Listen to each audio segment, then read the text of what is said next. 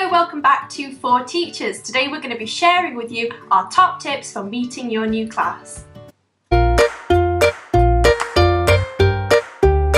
So for tip one, we want to really stress the point that it's really important to be so prepared for that first week. We want you to think about how you can prepare your class, what things you can do to get ready. You don't know how long your activities are going to last. Some of them might be a lot longer, some of them might be over in 5 minutes. So don't worry about having to prepare every step of the day for the first couple of weeks. So part of being organised for me is to learn my class lists so inside out. So I like to get all my kids' names, I like to do a reading list, I like to get organised in terms of seating plans, who's like that. Once you've met your children, you can start to adapt things a little bit, but it helps me feel a little bit more calm going in that first week. So our second tip is going to be don't overload your children. You might have ideas for an amazing behaviour chart system, stickers, raffles, games, rewards, all kinds of different things. You don't want to give your children all of these things on the first week. Give the children a bit of time to adapt to the environment, otherwise you're not going to have time to put them all in place.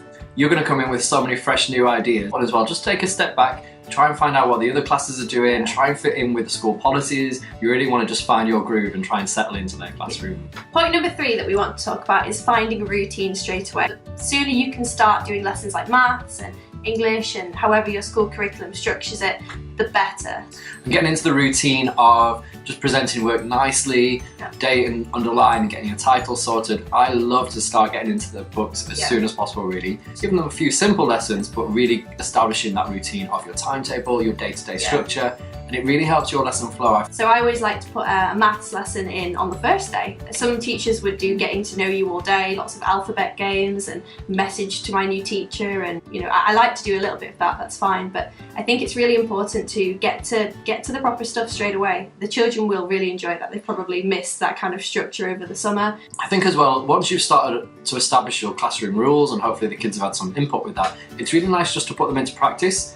It's nice to see that I'm going to give you loads of positives, and even if the kids are just doing a very simple times table practice in their maths book, you're praising them for underlining, you're praising them for using the margin, and all those kind of skills are a really great way for you to show that actually I'm a really nice and approachable and positive teacher.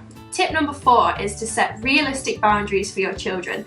I know that people say don't smile until Christmas, but I like to be approachable from day one. Set boundaries, be firm, but don't start saying, oh, if you talk in class, if you break a rule, you miss all of this and all of that. I think equally, you don't want to set off too many positives as well. You don't want to say, wow, you win a teddy bear every time you get your 10 spellings right. It's hard to keep up. You really want to set realistic terms and goals, things that are achievable. Okay, and point number 5, we're looking at parent relations and keeping things positive. Now, it's really important, whatever school you might be working in, to make sure you establish that relationship with your parents really quickly. And the best way to do that is to send them lots of positive praise. I think it's important to remember that parents might have an idea of what you're going to be like based on previous teachers. They only get the contact once there's been an issue.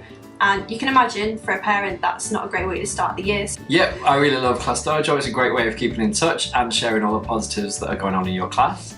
If your school uses a sharing app such as Seesaw, it's really good to start posting that as soon as you can. You can have your first week on there, start document it, and get parents to notice that you are spotting the positives that their children are achieving from day one. My top tip is I always just choose somebody at random and always try and find one positive with those and then feed it back to parents. There's something positive about every kid in your class, and it's just about making sure that parents know that you really appreciate having that kid in. If you ever find yourself with a quick 5-minute window, probably the most effective thing I reckon you can do is just quickly spend some time sending messages to parents. Even a phone call home, a positive phone call, can be one of the best things that a family can receive about their child.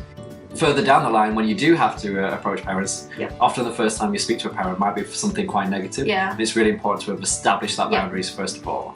Thank you so much for watching our video. I hope we've helped you out with a couple of ideas for meeting that new class. You're going to be great.